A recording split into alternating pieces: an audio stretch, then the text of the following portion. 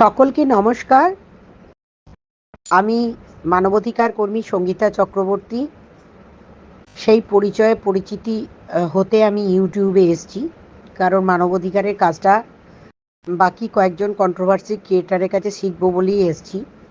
তারা মানবাধিকার নিয়েই তো কাজ করেন, সুতরাং তাদের কাছে যেহেতু আমার কোনো পরিচিতি নেই, সুতরাং আমি আমার ফেস ভ্যালু বাড়ানোর জন্য আমি এই ইউটিউবে এসেছি।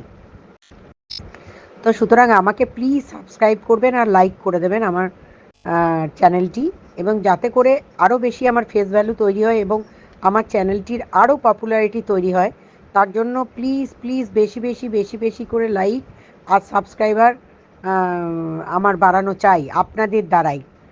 যাই হোক, এটা আপনারা মজাকের ছলেও নিতে পারেন, আবার সিরিয়াসলিও নিতে পারেন, কারণ আমার চ্যানেল গ্রো দেখে অনেকের একটু কষ্ট হচ্ছে বই কি, তাদের কষ্টটা একটু কমিয়ে দেওয়ার জন্যই এটা বললাম, যে কারণ তারা তাহলে অন্তত তারা যেটা বারবার বলছিলেন যে ফেস ভ্যালু বাড়ানোর জন্য এসছেন, তো তাদেরকে বলবো হ্যাঁ একদম ঠিক, আপনারা যেটা ধরেছেন একদম বাস্তব।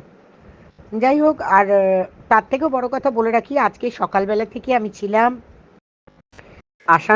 আসানসোলের দুটো থানা ভিজিট করেছি, এবং তারপর গিয়েছিলাম দুর্গাপুরেও দুটো থানা ভিজিট করা হয়েছে, এবং একটা জমি আন্দোলন সেখানে তৈরি হচ্ছে। সেই আন্দোলনের মোটামুটি একটা রূপরেখা আজকে আলোচনা করা হলো। সেই সমস্ত জমির যারা বসবাসকারী তাদের সাথে কথা বলে, এবং তারপর যেটা হলো সেটা হচ্ছে আমাদের সন্ধ্যাবেলা একটু সামান্য আহার করে আমার টিম মেম্বারদের সাথে অর্ণব, সুকান্ত, আমাদের বিট্টু, সাগর, এরা সকলে ছিল, এবং সাথে এসছিল আমাদের দুটো ইউটিউবার, সোমা। তারাও আমাদের সাথে আজকে সারাটা দিন ঘুরলো, এনজয় করলো, এবং শেষ পর্যন্ত আমার কাজকর্ম শেষ করে এই সবে বাড়ি ফিরলাম। আর আরও একটা কথা, সেটা হচ্ছে আমি 2-3 দিন হয়তো একটু লাইভ করতে একটু আমার অসুবিধা হবে, কারণ কাজের এত প্রেশার হচ্ছে। আমি শনি রবিবার করে চেষ্টা করব যাতে করে লাইভে এসে আপনাদেরকে বেশ কিছু কথা, আরও ইনফরমেশন সন্দীপ সংক্রান্ত, সেটা ডেফিনেটলি দিয়ে যাব।